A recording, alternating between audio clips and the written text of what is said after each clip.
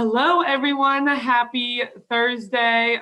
It's Zach, your EC program manager. I'm so excited to be coming to you all today with Kathy Thomas. Honestly, it's perfect timing. It was never even done on purpose, but I feel like this is a great kickoff event to Women's History Month, and didn't even think about it, but Kathy is the owner and CEO of Kathy Thomas Photography, about to do the biggest event of her life, as well as the founder of Collective615, which is just a super cool women's only co-working space. And I think the only one in Tennessee, right? But we'll be digging into all of this a little bit deeper.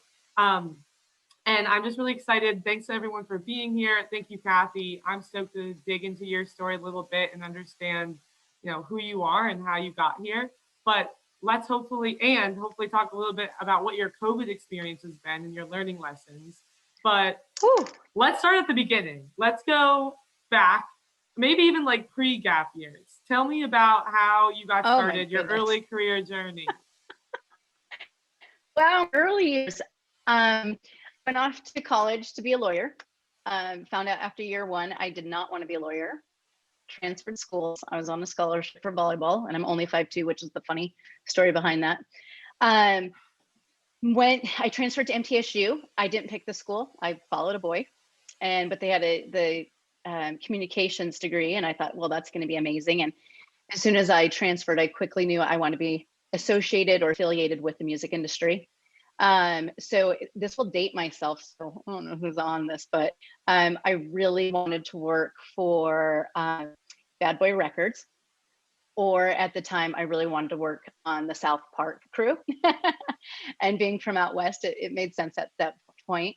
So I did. I actually hosted radio, and then I went into sales started with Amphitheater, and I got an intern under Sony, and then Napster hit, and the industry just took a big crash.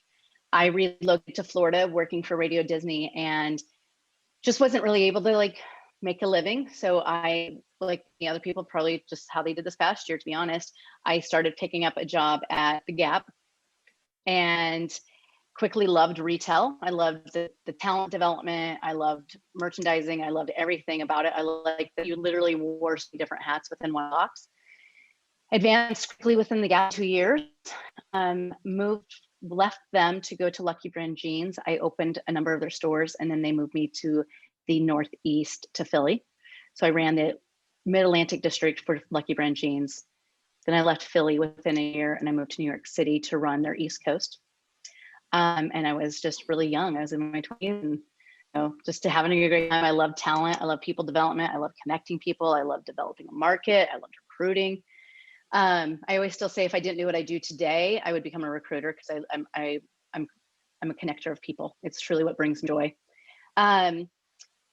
Within my time in New York City, I was with Lucky, and I loved it. I thought I would never leave. And then I wanted to tap into the luxury boutique environment. I was strong in operations, which is funny that I'm a creative now, because I was never a photographer. The fact that I ran operations for a company is alarming, and my assistant would laugh at that. But I went to INTERMIX, and it was a boutique brand, ran by two owners out of Beirut. And it was kind of like a Barney's meets like middle price point, but high price point, Zach Posen, Stella McCartney and everything. And so I ran operations for them for a year, and then I got recruited by Louis Vuitton. So I transitioned over to Louis Vuitton and fell in love with the brand and the culture, and was with them for a good period of time before I had experienced a lot of photo shoots with them. And my passion for photography kept on growing and growing and growing. And I would go to their maisons in Paris and Italy and watch the product be crafted by, was just really taken by the artisanship. And I would photograph with like a little point and shoot. Again, I was not a photographer at all. So I'd photograph like the artisan's hands sewing shoes and stuff. And I just found it such a craft. And a few years after we went to the company, someone said, Kathy's been taking photos every time we go to Europe. And they said, well, why don't you send us the photos? So I did on a shared drive, not the G drive. And they made a book my work. And there I was like, I'm going to photograph for some one day. And I left a year later without any training. which is insane. I think about that. And that was 8 years ago this month. Wow. Wow. There it is in like a quick synopsis of me. How'd you get to Nashville then? My husband. So I met my husband in New York City, and he was from Orlando. He's very close with his family. So we moved to Orlando, and Louis Vuitton and his company both were okay with us relocating there. And his company's the federal government. And he loved it, but he'd always been in counterterrorism forever. And he wanted to change, and he was given an opportunity in Nashville or DC. And Nashville wasn't foreign to me as a college. And I said, well, I could do photography in Nashville. I don't know if I want to rebuild my business in DC. And off to Nashville we went. This will be interesting. Anyone who has kids in Nashville, because I'm in Davidson County, we moved 3 days before kindergarten started for us. That was fun. So, yeah. That's big. And here we are. I love how, a boy got you to go to MTSU, and then a man got you to come back to Nashville and build the business here. That's so I love fun. it. Well, I figured he let me leave Louis Vuitton as a director and start a photography business when I didn't even know how to shoot a camera. So I thought this was my turn to pay it forward to him and let him fulfill his dream. Yeah, let's start at the beginning of this photography business. As someone who, as you admitted, really wasn't an expert in photography, how did you start from the beginning? Like, what was the first things you really did? Yeah, that's so great. It was one of those things, to be honest, like I had one of my employees in one of my stores who had a photographer back out on her wedding, and I had a camera, like I had a professional camera. I didn't really know how to operate it well, but I took some photos here and there. And I would post my photos on social media, like I think any novice would. And her photographer backed out 2 weeks from her wedding.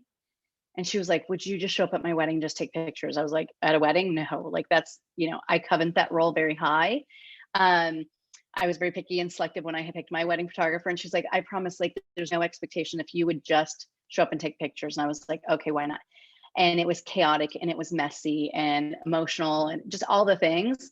And I got home that day and I looked at my husband and I said, this might be crazy, but I think I'm going to start a wedding photography business. And he was like, well, I thought you were going to open a retail store. And I said, well, I did too. And at that time I was looking at for retail locations. And that was December 31st of 2013, 12, going into 13. And 3 months later, I started calling some friends who I like their work. And I said, can I second shoot with you? Can I come figure this out? And I just kind of started showing up with them. And I'm like, please have minimal expectations. I have one camera, 2 lenses. I just want to figure this out. And March 26th, I gave my notice with my very first wedding booked for that following October in Charleston from my old assistant in New York City. And I just said to myself, okay, I have 6 months. I have to learn how to shoot photography. Wow. And I just started to offer to shoot every situation I possibly could. Pressure is on. Okay, in an alternate universe, what would have your retail store been? Where would you put it in town? What was the name? What would you sell? That's good. So it's called Consider It Done. So I love conveniences, and I love it when someone makes my life easier and better. So I wanted to open a giftable shop where you could go online, and you have to think now, this is like 2011.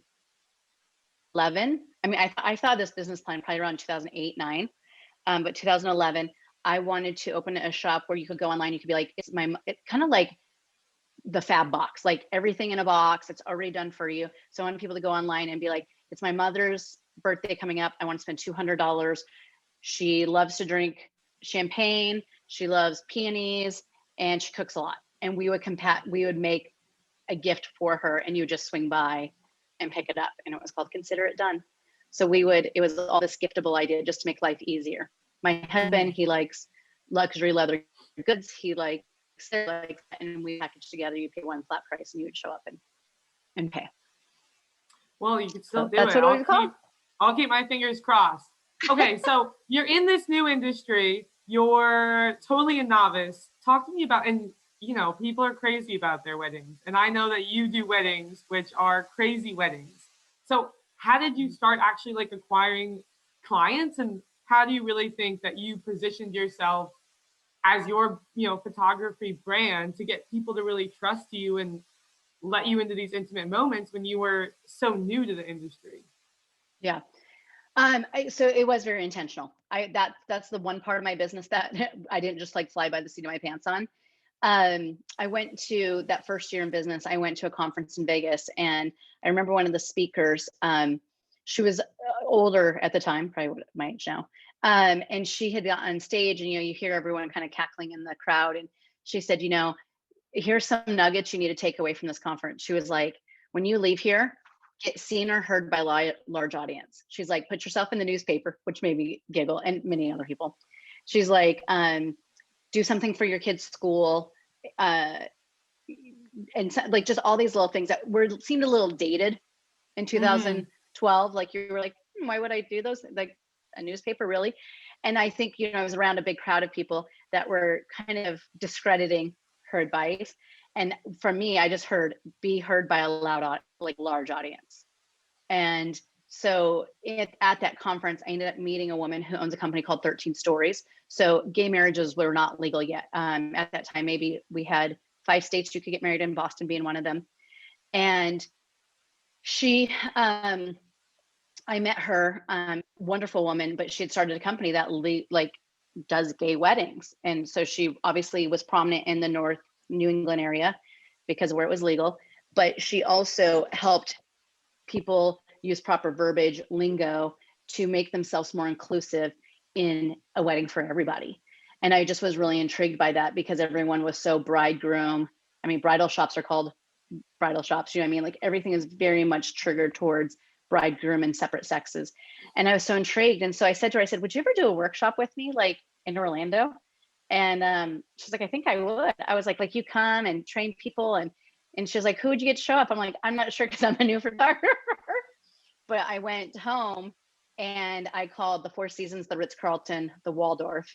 And I said, hey, I want to do a shoot with same-sex couples. And I want to bring in this woman to do, it's called Gay Wedding Institute at the time, educate your staff and other people in the wedding field about gay weddings. And I will tell you, I ended up doing it in one place. It was not received very well all the way across the board from everywhere I went, mainly because in Florida, gay marriages were not legal. But I also was met with a lot of like, aren't they the same thing as every other wedding?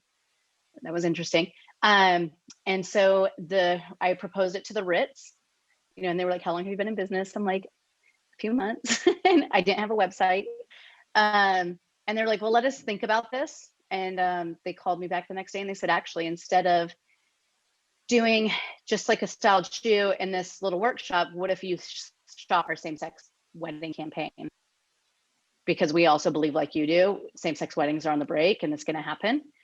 So I did that in November 3rd of that year, and I had the news come out. So I called the news and I told them, so they came out and covered it, and it was a big story.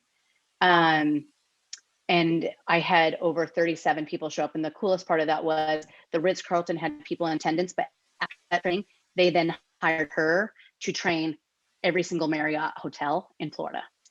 And that was November. And then in January, same-sex marriages became legal across the United States. No way. What year was this again? That would have been, let me throw this together. Is that 14, 15? I know it's like that. Gay marriages was legalized 2014, then this would be 15. It was my first year in business. Wow, that's incredible. So did you have a lot of people reaching out to that? And was it mostly same-sex marriages, or was everyone kind of jumping on board and saying, hey, we got to call Kathy? No, oh my goodness, I wish. I mean, I feel like 2014, 15 was like 900 years ago. No, it was not received that well, to be honest. I mean, I reached out to wedding people to come to the event first, and they just, I mean, I got it all. It was like opening up an all-female co-working space day in Tennessee. It was like I was ready for the backlash all over again, like, and I was really surprised by what I was met with. And then, no, it wasn't right away, because it was, I identify I'm a straight woman with a husband. And so not right away. It was interesting. And people, I think, hoped in the gay community to get married, but it was still like, will this right be taken away from me? Do I do it? So it wasn't that quick. Fast forward now, we do a good handful of same-sex weddings every year. But no, it was the return on that was not quickly received at all. Mm-hmm. Mm-hmm. What advice would you give to someone looking to just enter the wedding industry? Don't just do weddings because COVID happens and then industry shuts down for a year. I mean, I'm lucky I identified early, diversify your portfolio. Mm-hmm. Weddings is an amazing thing to be a part of, but unlike corporate, unlike any other live event celebration, life happens, right? And so as me being someone who is the primary financial support for my family, I still think if I would have went into 2020 only being a wedding photographer, which a lot of my friends are, and a lot of my friends had to close their business or take on full-time jobs. I've always been a photographer who also does weddings. So I do commercial work, I do boudoir, I do headshots, I do branding, and I do a lot of fashion week. I love that because I feel like I also could bring a little bit of each of those elements into my wedding work. And I think that makes it a little bit special. And I also don't get burned out. I choose to do weddings. I love them. I love the celebration of marriage, life, the unity. I love the dad crying. I love the mom crying. I love the whole component of it. I'm picky about who my clients are as I tell them to be picky about me. So I would tell that first person, like, diversify your portfolio for security reasons. And I know that's kind of probably not the same answer I would have given a year ago.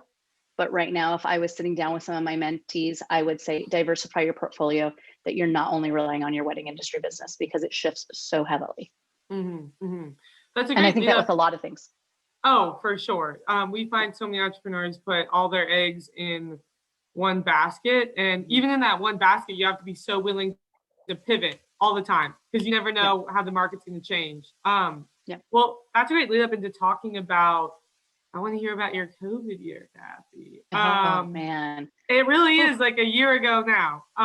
It feels so weird to be back in March. So maybe like walk us through, like, you know, things are on the horizon, but everyone's still out, not really sure. I mean, even we hosted an event like right before our building shut down. And I was so confused. I'm like, we just hosted an event yesterday. What do you mean, like, we're closed today? And then scrambling to figure things out. What was that time period like for you? What did you do? What was going on? Yeah. So we opened that first week of February. Mm-hmm. And we had a really healthy lineup going on of events, educators, speakers, global speakers. I mean, we had it all. We'd done all the asks. Well, maybe let's back up and I'll have you. Oh, did I lose you?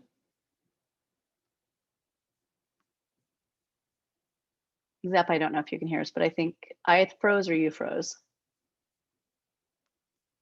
You think it was her? Yeah, she okay. froze. Hi, Debbie.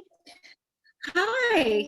Hi, everyone. We can go on because I know what she's trying to go back to, and I was there your first week of opening. So, so I think what she was trying to get at is like, I think your first 4-year-old right here. Sorry, but that's okay. How was it getting through that year, building up to this huge opening, and then trying to navigate through, opening and then having to close your doors? Yeah, it was miserable. And maybe that doesn't. Oh, is that the word we're looking for? I'm like, it was miserable. I mean, I don't know what else to tell. I mean, anyone else? I mean, I see that everyone has their screen off, but like, I'm curious to know if anyone else would like use that word. Like, it was the most uncomfortable, fearful. I've always claimed I'm a pretty mentally stable person. Like, I'm glasses half full. If it rains, great, let's just get wet. Like, I'm easy in that way. And so when my husband being the professional he was, I kind of knew about, like, my husband had the obscene large amounts of like hand sanitizer being shipped to our house January 8th. January 28th came some toilet paper, and I was like, really? And he's like, you need to be prepared. Like, you need to buy these things. And I was like, oh, I don't think it's going to be that bad. So I will tell you guys, we opened up that first week of February, March 13th. I remember the day almost like it was the day Princess Di got in her car wreck. OJ was chased down. Like, it will stick in my head forever. And I was sitting in Collective. It was March 13th. Brittany Campbell, who's the VP of marketing for Legends Bank, she came in to sign up for the top level membership. I was so excited. We'd only had like 3 people get that membership.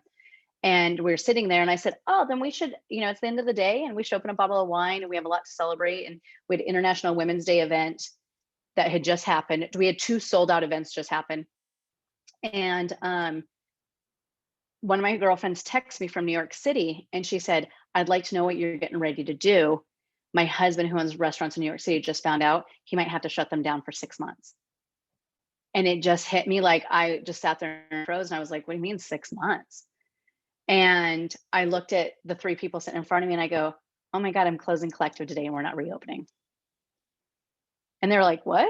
But it's not that big of a deal yet. Like, there's like 93 cases in California or something. Like, and I was like, I can't, with the sensitivity already being the first co-working space for women in the state of Tennessee, I can't be forced to close down, and I can't discredit, based off of my own need to keep the place open, people's health, because we are a place of small business owners who travel. I travel. Everyone travels for their business in some capacity or another. And I was like, I can't be at risk. I mean, I just, everything kind of came to my mind of like one person traveling and coming in and then giving everyone COVID. Like, I just, can you imagine that on the news? And so I was like, I'm not reopening today. And everyone's like, but no one's closing down. I was like, but we are. And we said, oh, in 2 weeks, we'll be okay. We'll do it for a week or 2 and I'll see you guys in 2 weeks. And that's what we did. Wow. I know, I think maybe my Wi-Fi cut out there, but can you talk to me about like starting Collective615? Like what really led you to, I mean, like you said, it was like a little bit of a controversial thing. Being the only women's only co-working space, what made you do it? It's funny. I don't know if any of you guys ever listened to Priya Parker. She's the host of Art of Gathering. Like, it's all about like why intentionally you bring people together. And she always said something that always stuck with me like forever. And it was like, I love to have my hand in many pots, but like I became a director in my career very quickly because I am an ideas person. I am a dreamer. I am a lover of people. I'm a connector, but I'm also not a doer. So like I have the idea and I want to foster that idea and I will connect you to people to make it happen. I'll do the asks, whatever it may be, but I don't tend to get down in the trenches, because in the trenches, it keeps me doing the next big dream, right?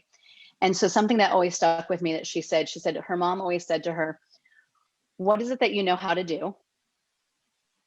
What is it? What's the need? Like, so what do you know how to do? That's first, because there's lots of needs, but if it's not in your wheelhouse, it's not. So what is it that you know how to do? What is the need? And then what can I do to help? And I had always been in a co-working environment of some sort from the beginning of my career, because I just felt as I was asking people for thousands of dollars in business, I didn't need to meet them at Starbucks or at Panera. I needed them to trust me. I had a brick and mortar, a sign on the door, a lease, some kind of commitment that kept me around and showed them that this is not my hobby, I'm in business. And so when I moved to Nashville, I went into a co-working space with other wedding professionals, and there was 8 of us. But the building, honestly, the address was great. The building and the environment did not match my brand. I mean, it was flat out kind of creepy. Let's be real. It's this top of the St. Bernardus building, and it was the previous nuns' quarters. No way. Yes. Yes. So like we had like a commons area, which was like the commons areas for the nuns, and each of our offices were what would have held like a twin size bed and like a TV and a dresser. And those were our offices. No. Oh my God. And Angela Prophet and I were in the same one. And that was her office for a long, long time.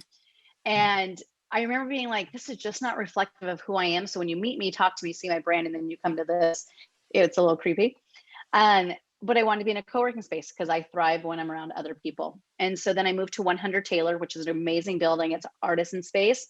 But there was a lot of uncontrollables. They have the Germantown art crawl, so it's heavy with alcohol. And the next day it's a little still heavy with alcohol. There was just all these things that were uncontrollables. Again, great concept. And I loved working in a big building with lots of people. But the thing that was missing was that elevated aspect. I then moved into one of your big box co-working spaces. And I loved it. Like the concept I loved. I love being in a common space with people and having coffee and having a glass of wine and inviting my clients up. And I thought it was very elevated. It was amazing. But as I was there, I noticed it was just had a very heavy male makeup. And from the furnishings to whatever was offered, I do networking events at night, and there'd be like 50 men and 6 women. And I'm like, this is interesting, because Nashville is known for its female entrepreneurs. Where is this disconnect? Why am I not seeing women? And I just want to make sure you guys can all hear me, because it does look like it froze. Debbie, can you hear me? We can hear okay? you. Oh, perfect. And so as I spent, and I was only there for a short period of time because I was waiting for a glass bubble office. I would watch people come in and do tours, and it would all be women all day long, take a tour of the space. But I never once in my short time there saw a man come in, but everyone at every event was men. And so finally I asked one of the girls, and I said, I only see women come to tour. Like, I'm confused because I don't have a lot of women actually working here. And she said that their tours are 76% female, and they have 13% female members. Wow. And I was like, huh. And I was like, that, and I'd always wanted a co-working space. So this was not a first idea. It did not start at this. This was just that aha moment that, like, where do women that are in business like me take themselves serious, make, a livable income, and like, where do they work? Because working from home for me, I found, was very miserable early on. It affected how I was as a mom, how I was as a wife, my home life. And I just really believed early on that, like, somewhere women were fooled, that working from your home was a privilege, because I feel like your house is your home, your office is your office, and they should live separately. And so I went home, and I said to my husband, I said, I'm going to open a co-working space for women, like for 20 people. That was my first idea. I'm going to get a space large enough for about 20 women. But as I was doing my research, and I was going out to coffee shops and seeing how many people were sitting in coffee shops. Were they men? Were they women? How long were they sitting for? Going into other co-working spaces and just identifying that, I was like, okay, 20, there's not just 20 women that need this. There's more than that. So the funny part is that you'll love to know, if you guys have been in the LNL market, if you haven't, please come. It's actually a joy. I love the LNL market. It's amazing. You can get like tacos and margaritas, milkshakes, popcorn that's to die for. You can get flowers, Thai food, coffee, and then shop and do yoga and like have a beer at night with your spouse. It's really amazing. And you can work if you're a woman throughout the day. If you're a man, you can also come. You can actually rent any of our meeting rooms. But, they have one bay, like they're single bays. A lot of the businesses have like one long bay. So when I first got after my lease, I was like, I need one bay. There'll be only 20 of us. We'll come and go at different times. And then I did a crowdfunding for some of the startup on it. And instantly we got 30 people who had made a financial investment into their membership when there wasn't even walls up. And I instantly was like, oh, I don't think 30 space for 20 is going to be enough. So then I took the next bay, which would give me a little over 600 square feet. And then I think the day I said, I'll take another space, 20 more people signed up that day. I believe Debbie was actually one of them, Debbie Garcia here. And then I was like, oh, 600 square feet is not going to be enough. I need another bay. So then I added another 600 square feet, a little over 600 square feet. And then within a short period of time, we were up to like 67 people on just the crowdfunding. So no one had even seen the design, the plans, the walls don't work. It was dirt. There was no AC or air conditioning in the entire building. And at that point, I doubled the square footage. And I was like, we need meeting spaces. We need breakout rooms. Women need a place that they can come to work and know that they're going to be taken serious, that they're going to have that time outside of their home to be a professional, but then still go home and engage and connect with their family. And I just was like, we need this. There's the thing at the wing, we call it the mothership of female co-working spaces in New York. I was like, women need a place to go do business.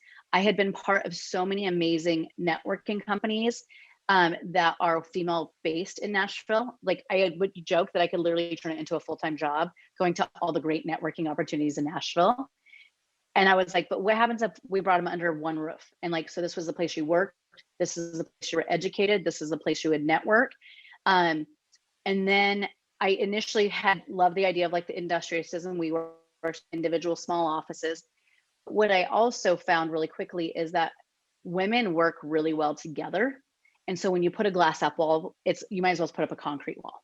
Because I also found that when I worked in some of those environments, like, people didn't commingle when they had glass office. It was really no different than having a concrete wall.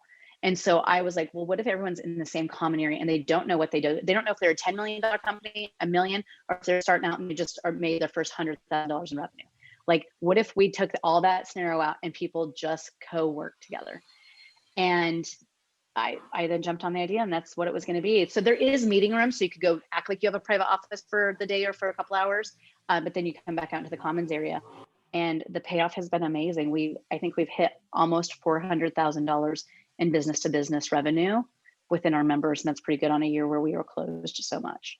Wow. How do you even track that number? That's impressive. We do a little market survey with our members. So like we have one who's been getting ready to do a testimonial, and she's actually on the smaller scale of it, which is crazy. She is a photographer like myself in the space, and she has gained $25,000 in revenue just off a referral business inside the members that people shouldn't know before.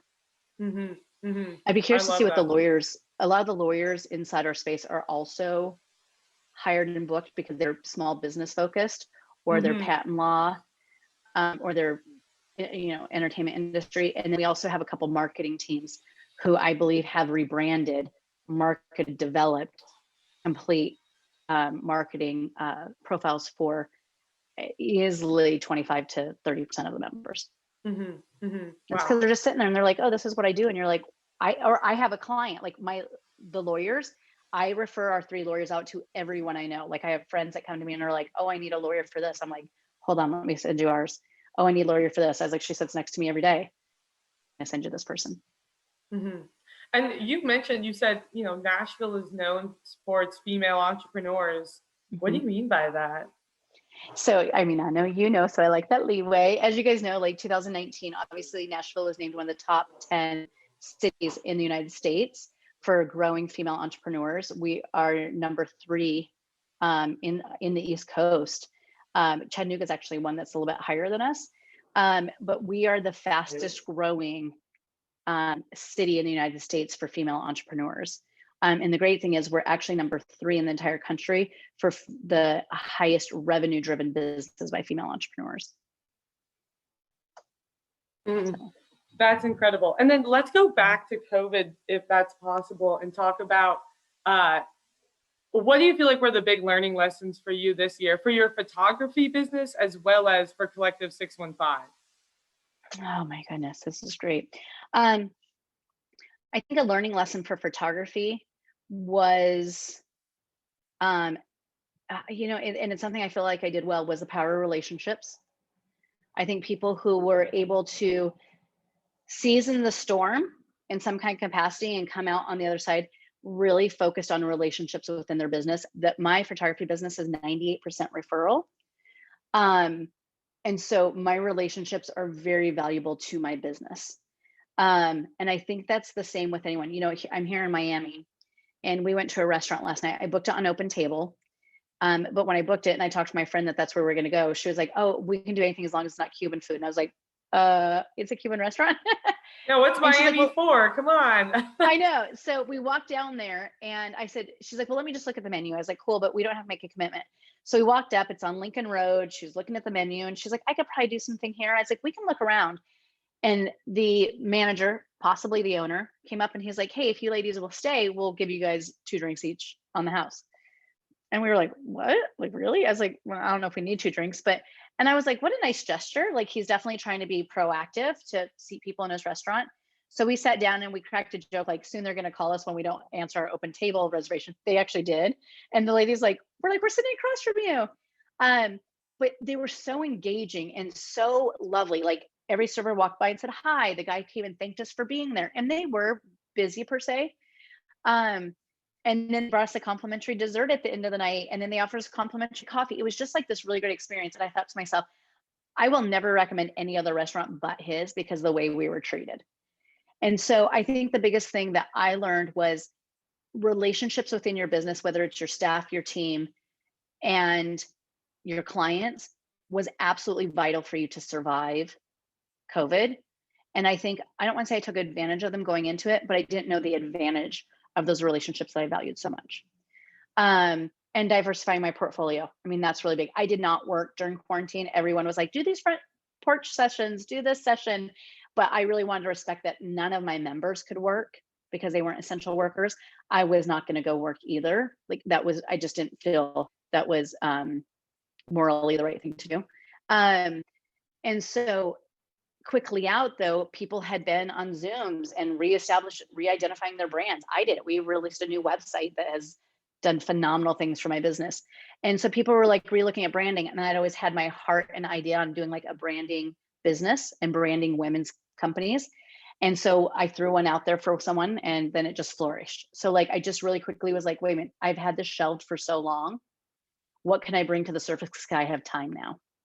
So I think that was the big learning to I kind of went into my archive and said, like, where's some of the things I've wanted to do, but I've never had the time to do, and brought that out. So I think that's on the positive side of it, but I would say that's definitely what I learned photography. With Collective, I think I'm still learning that lesson. I don't know if I have it figured out. I run a community co-working space that brings people together to foster revenue and awareness for their brands and education. And we are all about business. We had a membership called the social membership, and we changed it. So now it can be called the networker, because we're less social and we're more like intentional networking, intentional education, intentional relationships. And so I think I'm still figuring it out with that, and still fighting with that, like, we're a community space when the world tells you not to be together. Yeah. And how do you navigate that and let people know that, like, yes, revenue is important for us to keep our doors open, but even more important is your safety. And how do you lead with both of those things? So I honestly, I don't think I know if I have the answer. I think I'm still trying to figure out today. I just think I know that, I've had to shelf a lot of things and learn a lot about myself as a business owner, and be really uncomfortable in a lot of situations. That's big. Well, maybe you can tell the audience again about the event you have coming up.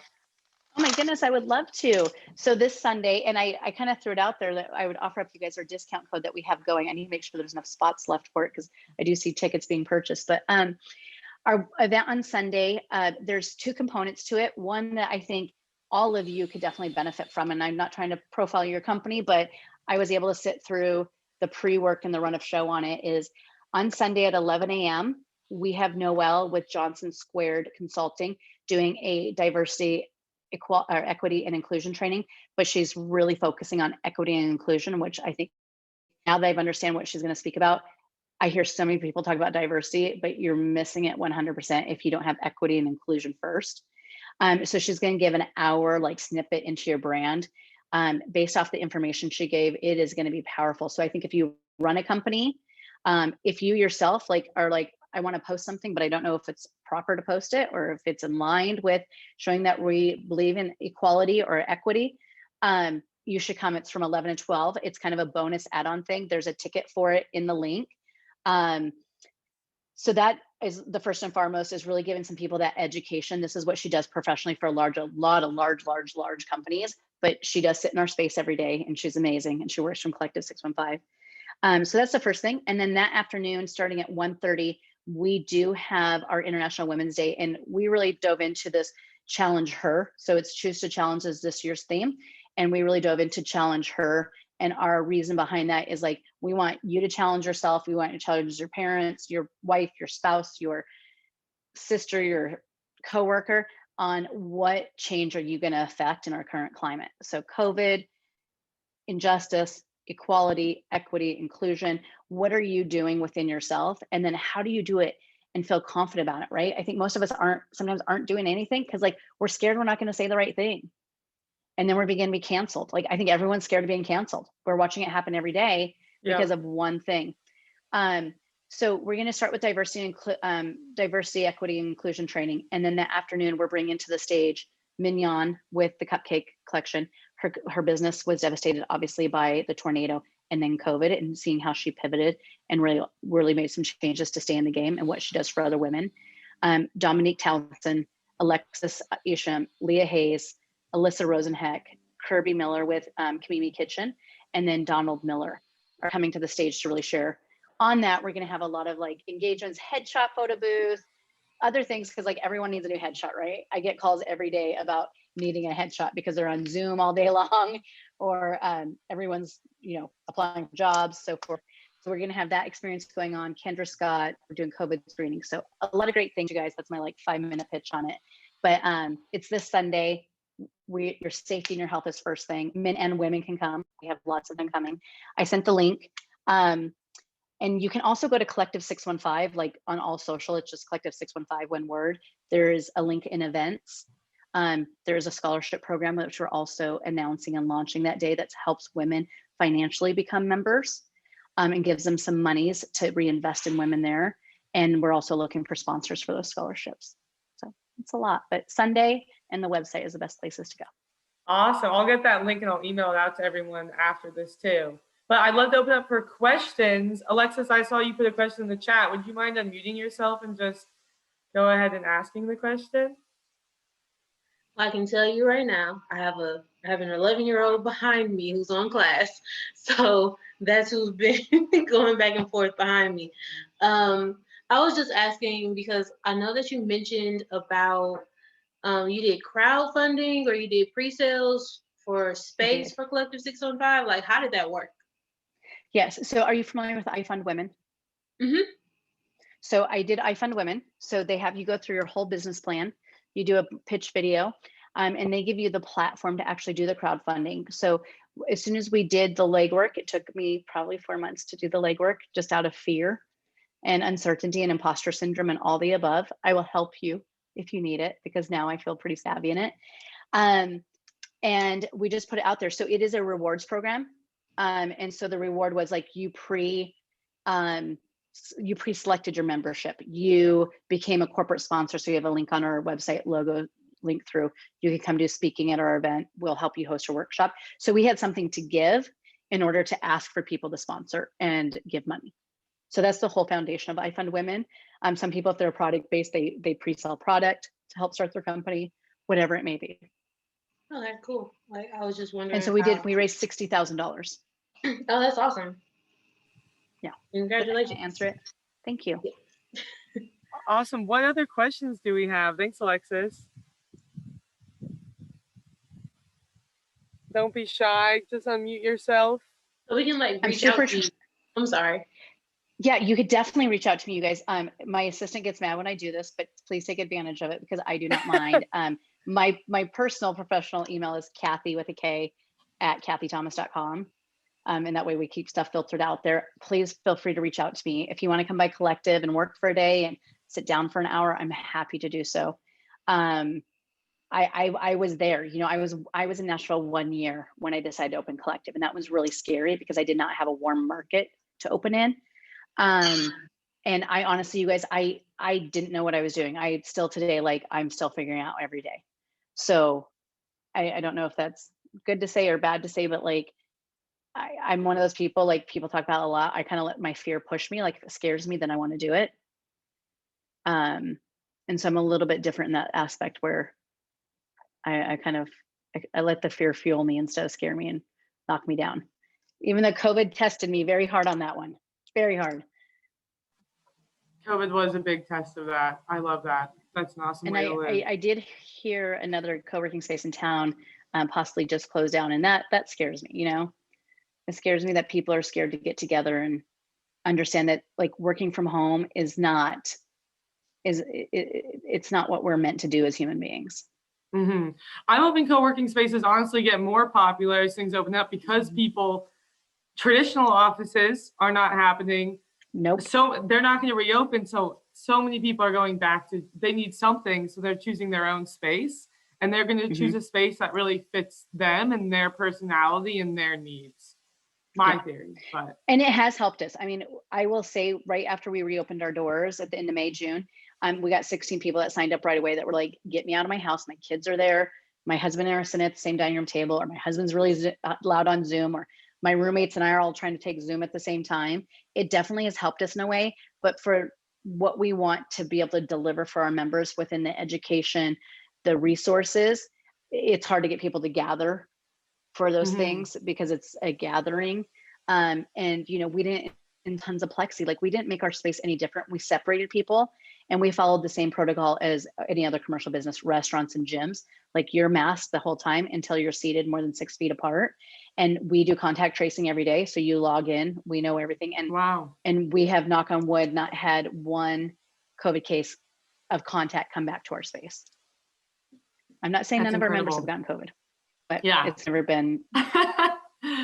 Alex, did you have a question? Yeah. Hi, Kathy. I'm one Hey, of the Alex. kids at the EC. Super interested in sort of building off of you were talking about sort of the challenges within space. And I know with Collective, one of the sort of core ideas is fostering creativity. And I was just wondering if you could speak to what your process has been from when you started to now in terms of looking at like the actual space itself that Collective exists in and how you've tried to orient it towards creativity, whether that's like an example of swapping something up or changing the layout. I'm just curious how use of space has changed over time as you've seen people make connections and observe things within. Oh my goodness, Alex, that's space. a great question. Have you got to see this space before, Alex? I have not, other than like the online pictures, but. Okay. You'll have to come by sometime. And again, that's one thing, let me just make clear. Men don't sit and like co-work in the common space, but like a lot of men rent out our conference rooms. We have meeting rooms downstairs. So we're 2 floors. And men come to our events. We actually have men host events in our space and rent out our conference rooms a lot. So that's a great question. You know, all of our furniture is flex, so we can move it anywhere. We had talked about like putting up like transitional walls that could be movable. We did not do that.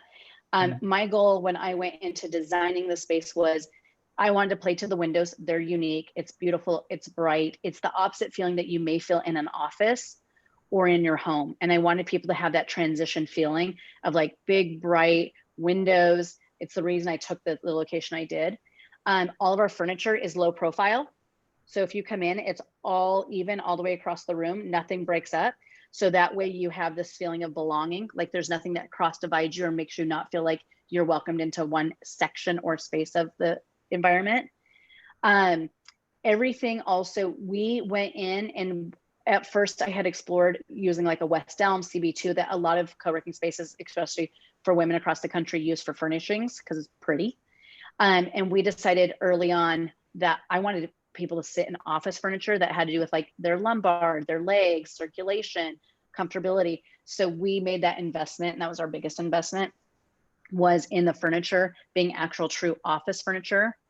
And then we just customized it.